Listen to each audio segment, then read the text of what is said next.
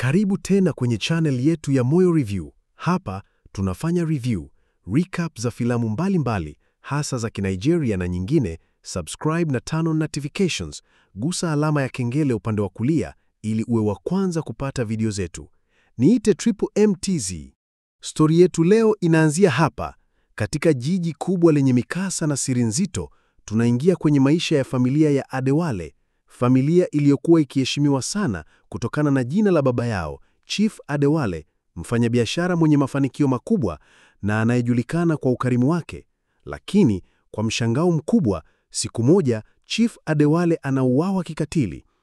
Kifo chake hakikuletwa na majambazi wa kawaida, ni mpango wa watu waliokuwa karibu naye. Hapo ndipo simulizi linaanza kujaa giza, hasira na tamaa ya kulipiza kisasi. Amara, binti yake wa pekee, anaanguka kwenye dimbwi la huzuni, lakini hatulii. Maumivu ya kumpoteza baba yake yanamgeuza kuwa mtu mwenye lengo moja: kufichua ukweli na kulipiza kisasi. Amara ni msomi, jasiri na mwenye roho kali. Anaacha kila kitu: kazi, marafiki, maisha ya kawaida na kuingia kwenye vita ya uchunguzi. Katika harakati zake, anakutana na Dapo, mwanasheria mwenye maadili, ambaye kwanza anaonekana kama mtu tu wa kusaidia, lakini kadri muda unavyosonga, Dapo anaingia kwa undani kwenye maisha ya Amara. Kuna mvutano wa kihisia kati yao, lakini Amara anajizuia, akijua kuwa mapenzi yanaweza kuyumbisha dhamira yake kuu. Amara anapoanza kuchunguza, anagundua kuwa biashara za baba yake zilikuwa zimeingiliwa na usaliti.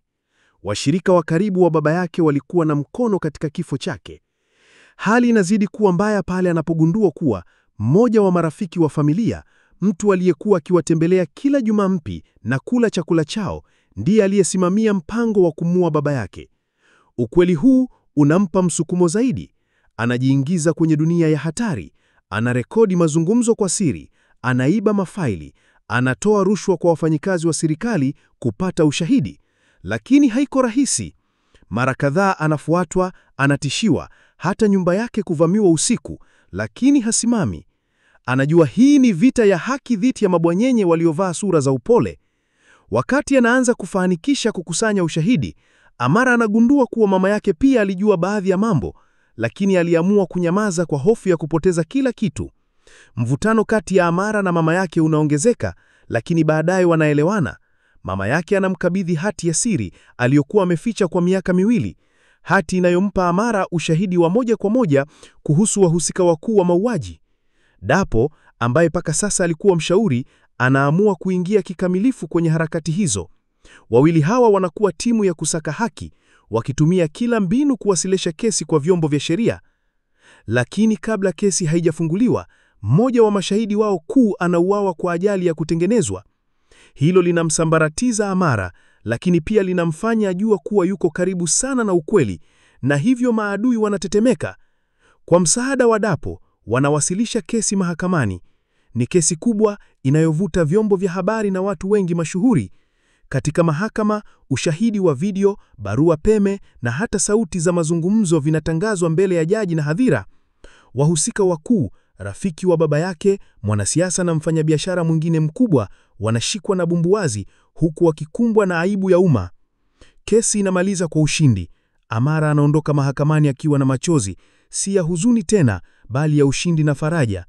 Dapo anamshika mkono na hatimaye, baada ya vuruba ya kisasi, Amara anakubali kumpa moyo wake. Lakini hadithi hii haishii hapo.